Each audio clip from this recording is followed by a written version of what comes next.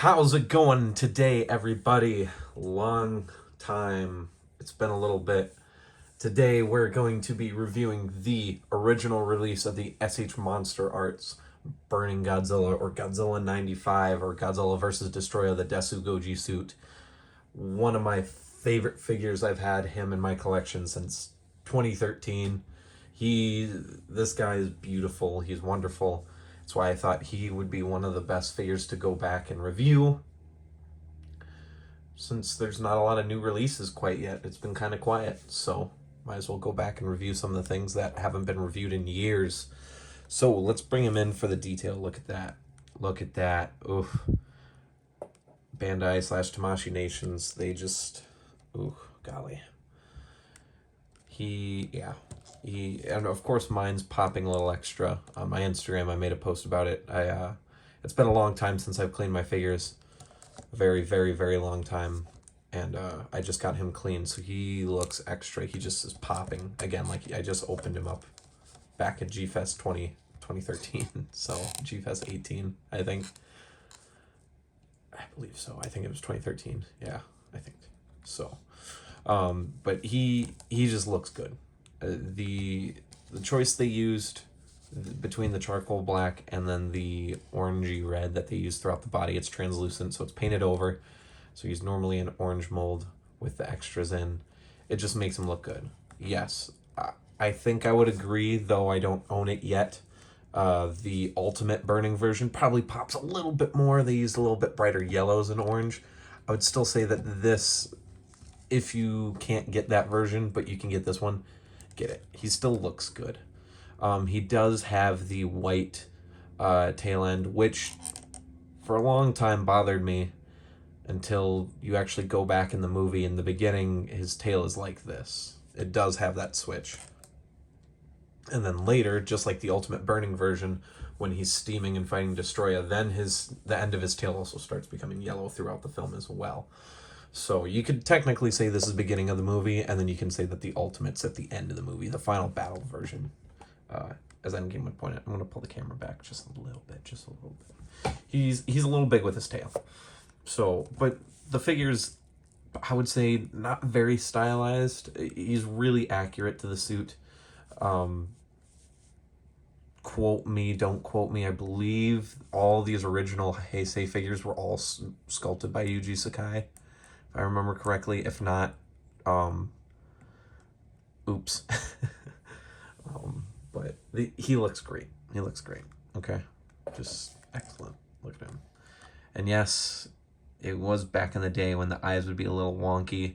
Though, as you can see, mine aren't the worst. This one's kind of out a little bit, and then this one's down and out a little bit. But it's honestly, compared to what some of them look like, this is probably one of the better looking Burning Gojis you'll see. Because I think the ultimate Burning Goji fixed it, where this one had the terrible eye issue, but mine's probably one of the better ones you'll see. I did get to select mine at G-Fest, and I did look at the eyes, and this was the better looking of the two that I saw. So, the articulation, he's got quite a bit for the older releases. This, by the way, so there was a Godzilla mold before this, the 94 figure, the original Godzilla for the MonsterArts line, that was very limited. And when they released this figure, they updated all of his articulation, even though it was only, I think, 2 years after that first figure. So he's got a lot of head movement. The first one, I believe, did as well, but not quite like this. He can turn his head. He can open his mouth really wide. And it's more on a hinge, so it doesn't do the weird angle stuff that the new Godzillas do, but this is a little bit more dangerous for this mouth. For the joint wise, so you got to be careful with that. This is back when the shoulders almost had no movement, so that's the most out you're gonna get. This one doesn't go out at all. This one goes out a little bit. He's still a little wet from his bath. The biceps had quite a bit of movement, in and out, in and out, in and out. The elbows, for some reason, and I know this is kind of partly molding, there's almost always one elbow that goes more than the other. So this one goes all the way down, all the way up, where this one's really just locked into the, like you can just tell it doesn't have as much movement. I don't know why they do that, but they're all like that. The wrists are on ball joints, so you can pop them off, because lo and behold, Godzilla 2021 was not the first figure to have replacement hand pieces. Spoiler alerts. For his ab crunch and waist, he's got quite a bit. So that's him all the way up, which is what I normally have my Godzilla. Otherwise, he can go really forward. He'll be really crouched, really looking hunchback. I know a lot of people like this pose. This is a little bit more accurate. He does have kind of a hunch in the movie. He's kind of more like this. But I personally like my Godzilla up loud and tall.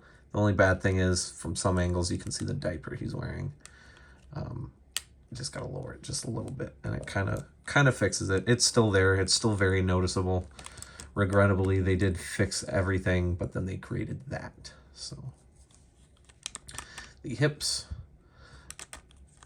although fixed, still didn't have the most movement.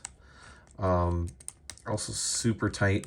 When you get this figure out of the box, he's on, just like the SH Figure Arts Dragon Ball figures, he has pull down hips. So you can pull down the hips a little bit. This one's almost always going to be down, and there's going to be a huge gap in there. You just got to pull it out, reposition it, and fix it. And then you can get it like this, where it's not as bad. It's still bad. You can still see through it, but it's not as bad, because there is a huge gap when you open them right out of the box. The only bad thing about this is when you do that, it creates this unset legs, which I always hated. I hate it when they do that. They do it with the Dragon Ball figures, where one leg seems just to sit higher or lower than the other, and they don't stand flush, so they lean a little bit, so then you got to fix the whole rest of the figure.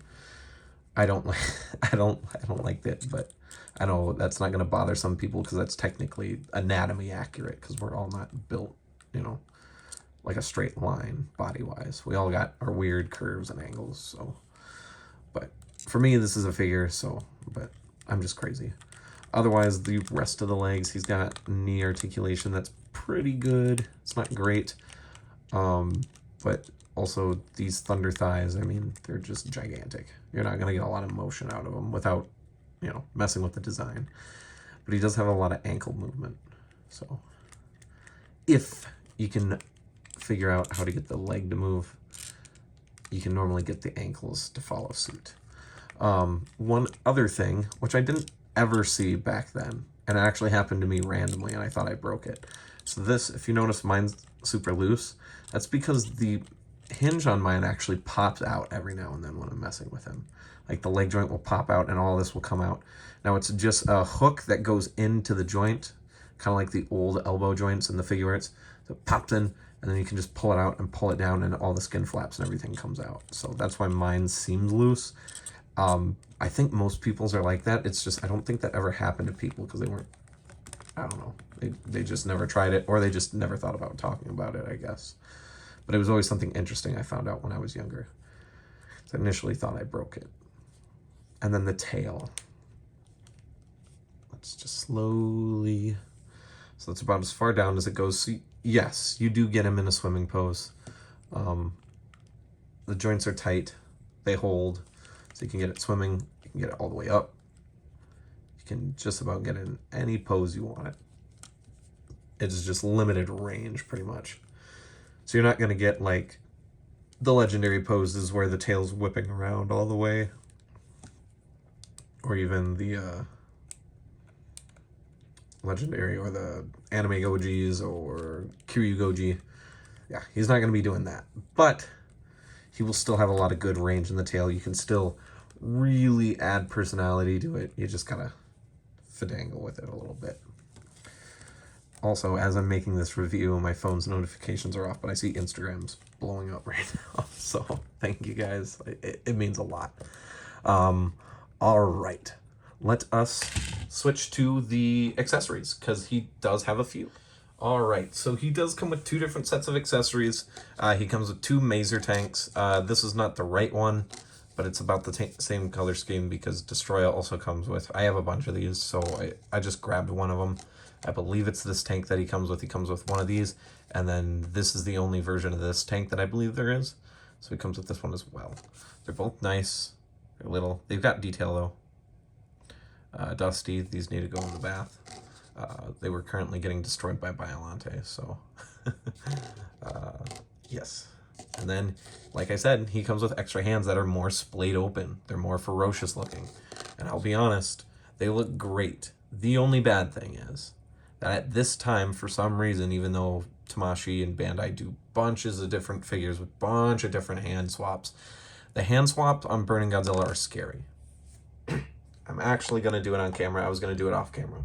I'll do it just to kind of show you. So, of course, mine aren't going to be as tight because he went through a bath. So they're going to be a little loose, but like, look at how much I have to struggle to get this out. Golly. Oof. That makes me nervous. I'm looking at the ball. I'm constantly checking my older figures on the joints like this. I do that even with my old S8 Figure Arts figures. I found out. I look at the joints because you never know when they're going to break unless you're paying attention.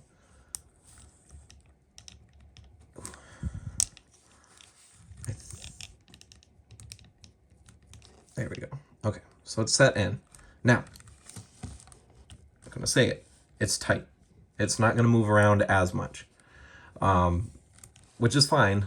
It's not like Kiryu Goji, where they pop out all the time, and that's just the base hand. But look at how much that adds to it. I think it looks... I really like the splayed hands on both on any Godzilla figure. I think that was an accessory that always should have been included. There's no reason that he couldn't have had a relaxed set of hands, of wide splayed hands, and then kind of fist hands, you know. Godzilla made fists. Godzilla had open palms, and he had relaxed hands. And I don't know why from the beginning those accessories weren't there. But hopefully it's more of a regular thing, because it does go a long way with posing this guy, in my opinion. So there's one. I'm going to make a cut, add the second one on, even though it's not as noticeable. And then we're going to finish out this review. So I'll see you guys in just a second. And all right, there's the big guy with the new hands. Looking ferocious, doesn't he? Even the one that doesn't look like it changed too much, there is a lot of personality added to it. It's just... It's the same thing with any figures that have hands. The more hand accessories and the more face accessories, the more the figure has personality. And I really like the figures to have different hands, especially the Godzilla figures. Don't mind me. I'm just... I'm kind of all over the place. I'm actually really excited to be making this video. I'm excited to get back in the chair. All right. Okay. So anyways, but the Godzilla line should have had it. And I'm glad that they're starting to add it. And I hope they continue to add it. I know they won't, but I hope they do. So every Tamashii poll dealing with MonsterArts figures, especially the Godzilla line, I'm going to be saying interchangeable hands, interchangeable hands. Because it adds. It does add. But anyways, let's not delay the inevitable. Let's look at size comparisons. So of course, I'm almost had the complete MonsterArts MonsterArts Destroya movie set. I'm only missing 2 releases. Well, technically 3, 4, really, if you want to be specific. But I'm only missing 1 set of figures.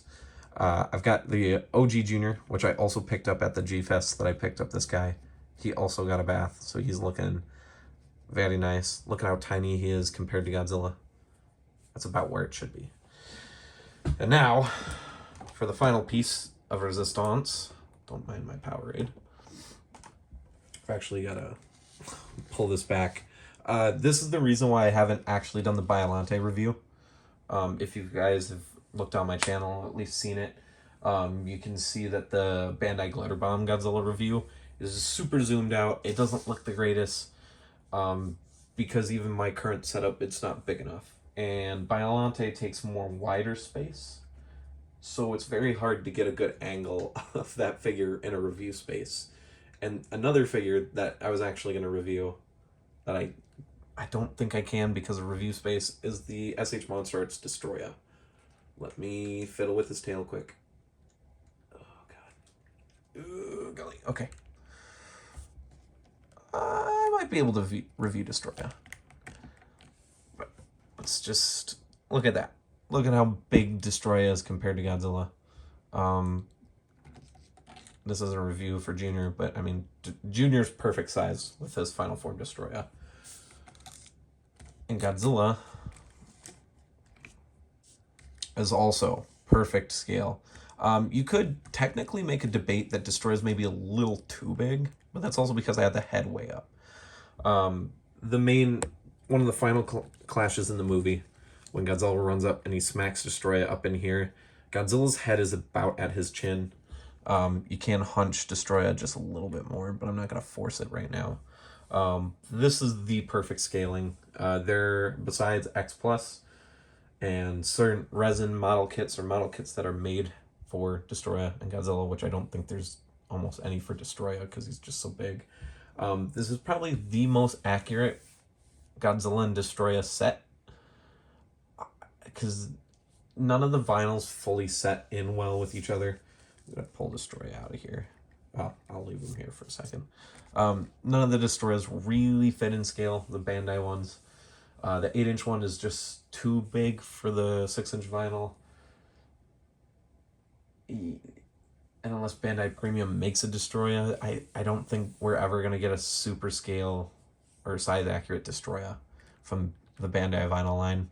So this will probably forever be the most accurate size Destroya for any 6-inch scale Godzilla that you have. But it's perfect. I really do just like the look of these two. Of course, I brought all these guys down so I can start the photo shoot for Burning Godzilla after this to post on Instagram. So if you're still here watching this video and you haven't followed me on Instagram, it's at Kajume Addict. All undercased, same exact as my YouTube name. Go there. I normally post bi-daily, every 2 days at least. I would like to be posting dailies, and every time I put up a figure review, I normally put up a photo shoot to go with the figure just to kind of help advertise for it and show that I am messing with my figures. I'm not just reviewing it and then putting it back on the shelf. So yeah, and then because I'm cleaning everything, there's probably going to be extra photo shoots throughout every day that there isn't a review as well, and maybe some extra special stuff. We'll see. Yeah, so to close out this video, really, I'm just gonna leave them like this because Destroy is kind of scary to move around if I'm not having both hands on him. This initial first release Burning Godzilla is just about perfect. There are a few issues, the diaper, waist, and the offset hip joints that kind of leaves a gap throughout the figure that do kind of turn it down. And with the orange and red kind of being more darker and not as bright, you know, if you're only looking to get one version of this Godzilla, this really isn't the one you would probably want. Most people want the brighter colors, they want it to pop, and you shouldn't have to have an LED behind this guy to see through him. But I don't think that makes this a bad figure. Honestly, the extra add-ins you can add on to this figure to make him look nice is more than enough. The extra hands accessories and the few inclusions of the tanks is nice. Because at the time, and even more now than back then, we didn't have the military sets or the atomic breath sets. So to get military pieces, the only real thing at the time was the Garuda set. And the Garuda set, when it came out, was $200. Because they were just so sought after. They sold out instantly, I remember. So it's really hard to get military pieces. So it was kind of nice that some of these figures, you know, later, as in the special color version of Destroya, also coming with a few tanks. It's nice, because if you got your hands on the military Super X3 set and this, you had a good combination. Anyways, I think I'm going to give this guy an 8 out of 10. Hopefully you guys enjoyed. I'm really glad to be back in the seat. I can't wait to take photos of this guy. This is Kajume Addict, your host. Happy to be back. Signing out. Later, guys.